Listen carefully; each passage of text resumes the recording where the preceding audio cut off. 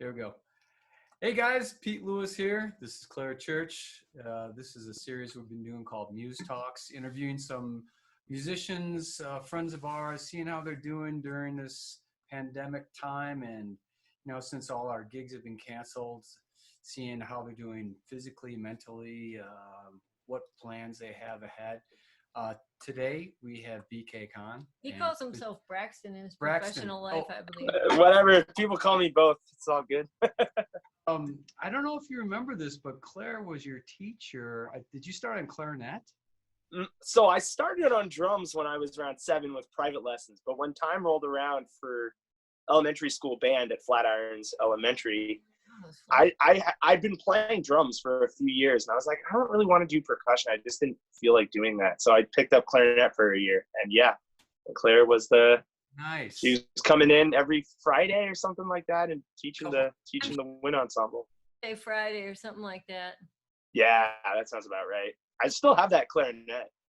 Was that with Mike Simpson? Was that era? Was he the other? Mm-hmm. Yep. Yeah.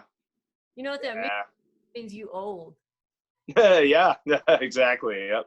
That was like 16 years ago, probably something like that. Yeah. Teacher. Who was your first drum teacher? A man named Jay Elliott, who actually still lives in Boulder. He used to play in a band called Runaway Truck Ramp. They were kind of like a jam grass, like Leftover Salmon style outfit. It's a great. And yeah, he had never taught anyone before, and like my parents my family had gone and seen them play a few times at just these outdoor festivals, and they were like, "Hey, would you like to teach our son drums?" And he was like, "Sure." So I studied with him for about a year. At first, like so 7 or something like that. Yeah. Then, let me back up just a little bit. We're trying to also get some funds for these musicians who have lost all their work. And Claire, if you want to hold up. So what we're trying to do, in addition to, just checking in on people, making sure everybody's okay, and also give everybody a little bit of entertainment, is we're hoping that people will donate if you watch the show, either to Venmo. This is weird because it's a mirror for us. Venmo at Muse Performance Space, or you can go to our PayPal button at our website, and donate a little bit, and we'll share the proceeds with the musicians that we interview if they need stuff like that. And all musicians have lost all of their income, unless they're teachers as well. And there's a good number of musicians teach a little bit or a lot. But if they don't, literally lost all of their income. So we're really asking folks to help out. And and by the way, that we're in our own house because we can't be at the Muse because of our stay-at-home order. But you can see that our curator, Molly, she gave Pete one of her paintings for his retirement. So we actually have a little bit of right here with us. And Claire's drum set. And my drum. Yeah. Nice. Yep. A little bit of the Muse at home. There you go. So. So how have you been doing? Have you been? I saw some earlier posts. Things weren't going, but are you doing better? So I think this time has been an adjustment for everyone, to say the least. And my innate reaction to huge, upsetting world events, and I've been this way forever, has been just kind of extreme anxiety, followed by extreme acceptance, which is great. I'm glad. I have, for some reason, I always have these like little turning points. But like at first, yeah, I was kind of freaked out. It felt very hopeless. But I've kind of settled into what keeps me sane, mostly like the drums and music, and just kind of creating a routine for myself. And I'm feeling really good now about how like life is in this kind of new isolated world. What are some of the adjustments you've made? I think for me, a huge thing was like kind of finding a schedule, because like when I had such an erratic schedule, like I would have one day where I'd have nothing and then a gig at night, or I'd have another day when I didn't have a gig at night but had like 2 rehearsals or teaching. So it's like I was so used to like not having a schedule that became like a sense that became like a thing. I was like, ooh, a new adventure. But now like in this thing, for me, having some kind of routine, like you know, like I've been doing more, trying to be a little more like physically active, trying to like do some like workout stuff, which is something I have been kind of averse to. I'm not great at that. And so it's a chance to develop some new habits, and and just like really trying to spend as much time on the drums as I can every day. Because I really think that keeps me anchored, or just with music in general, because it keeps me anchored, I mean, those are the two main things that I try to do every single day to really just, and talk to friends on video chat, not just phone calls, but video chat, and really getting face-to-face time with people I care about. Those three things are probably the biggest for me. Nice. I don't know about Yep. you. I've been, because I don't have anything to practice for in particular, Mm-hmm. I've just been having a lot of fun just practicing technique, and taking a really long time to perfect one thing without that pressure of like, oh, I should be working on this tune or this chart. And Yep. and I've also been just playing, just literally playing, like being outside and having fun, that kind of playing. Yeah, absolutely. I was talking with my friend Hunter Roberts about that the other day. I was like, now's the time, like for me, I feel like any of us musicians to really, hone in on the slow work, the patient work, like the Zen stuff, like I've been trying to rebuild my left hand technique just from the ground up. And it's like, it's crazy, like just even with 3 days of that being like a priority, like how much, if like that's the focus instead of like, because I get distracted, exactly, by all these musical like priorities that arise when you gig, being like, oh, this week I'm playing all this odd meter stuff, so I need to be like, or whatever, like practicing tunes for a wedding band or whatever it is. And it's like, with that pressure, honestly, I feel less pressure than I felt since I got out of school, or even since before then. This is like, I feel like kind of like how I was in high school. It's like, okay, it's wide open for me to just do whatever I want to do and find whatever enjoyment I can out of. And I like practicing technique. I'm a nerd that way. I really love it. I think it's very meditative. Mm-hmm. And exactly. And for me, with this dystonia thing, that's the only times I don't have like pretty painful spasms was when I'm playing the drums. So it's amazing. It does switches something in the brain, which I love.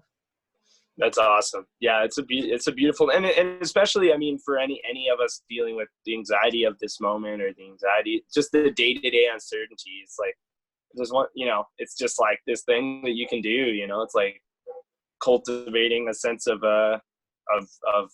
ritual and discipline, which I think is beneficial to musicians in general. And it's something I hope that I and any other musicians who resonate with that is to like take beyond this experience, because it's been very valuable for me.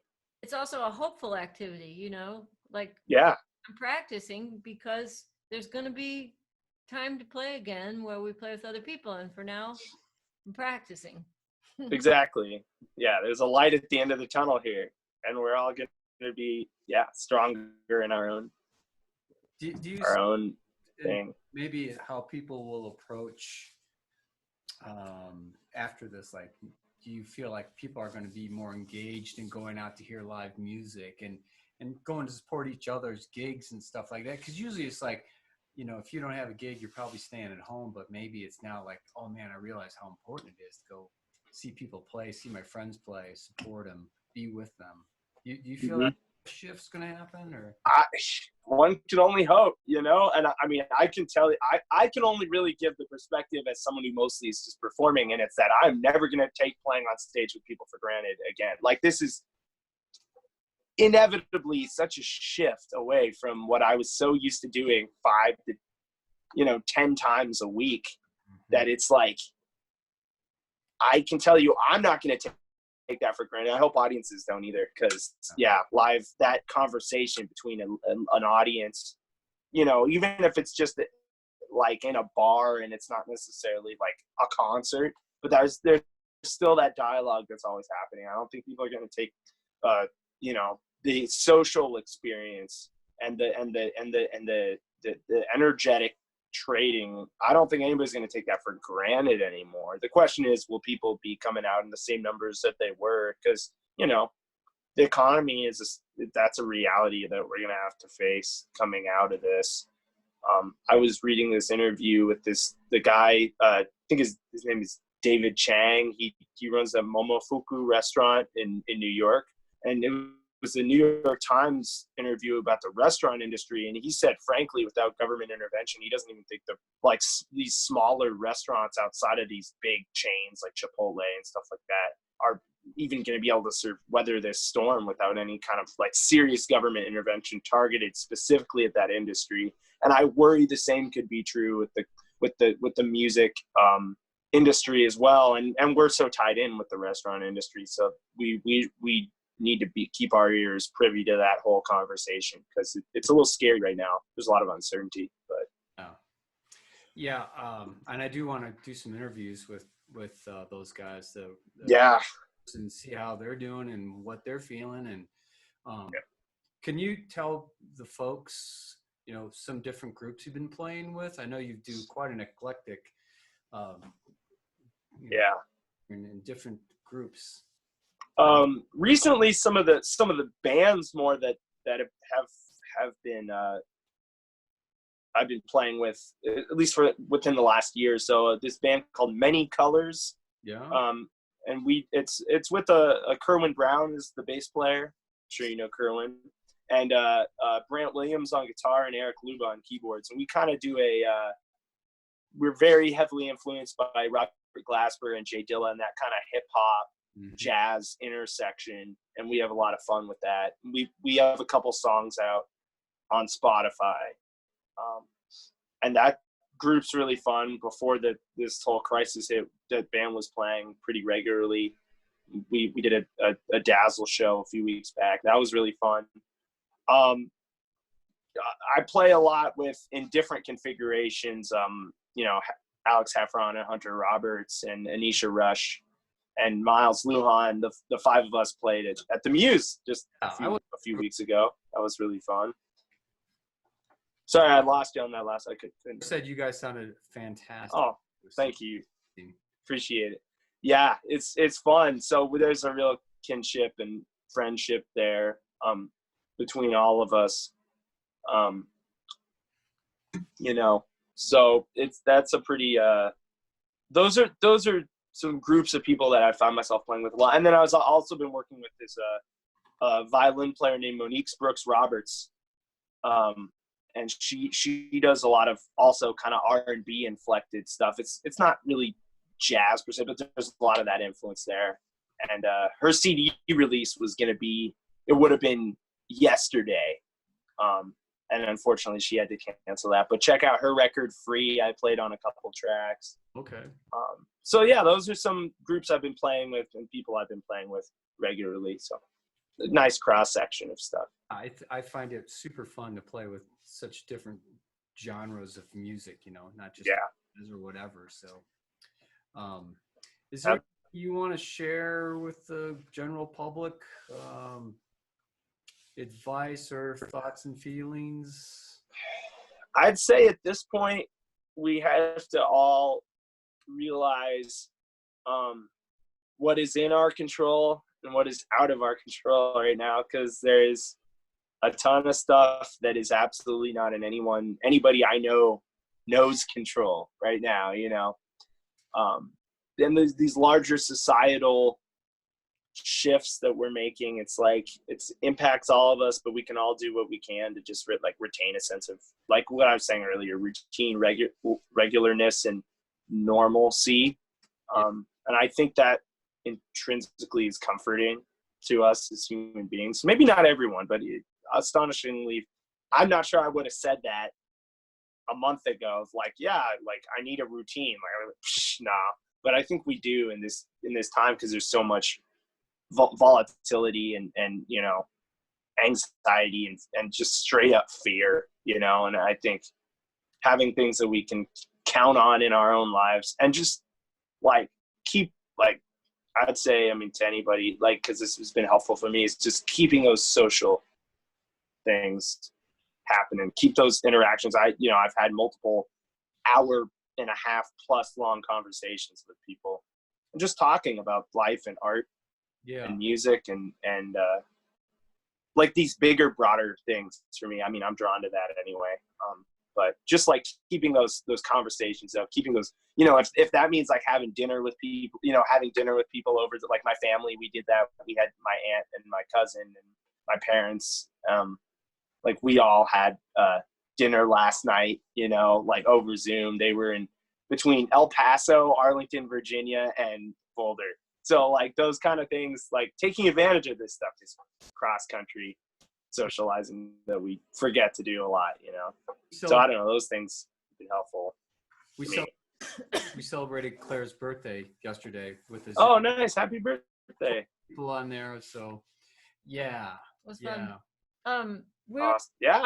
So we can't have just telling our listeners, we can't have BK play because we're having sound issues with just the amount of input coming from a drum set.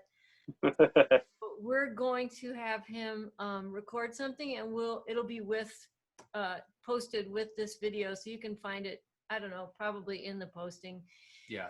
You know, it'll be there, so you'll get to hear him play, which is our ultimate goal, is to let you hear these musicians play a little bit. And don't forget that we're trying to help these musicians out and a little bit keep the Muse open. We'll do our usual split with musicians that we always do.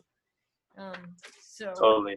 Again, we'll make sure BK gets the lion's share of it. All right. Well, thank you. And I appreciate you guys doing this, and hope you all the best for you guys, and keeping the Muse spirit going, even when the location itself is not able to be used. But you know, it'll be back. Hopefully sooner than later. We'll be back doing. That place is pretty good for social distancing concerts in terms of like spreading people out. Like you could still fit it. So that's down the line, you know, that might be something. Yeah. All right, man. Well, enjoy the rest of your day. Yeah, you guys too. Care. Bye-bye. All right.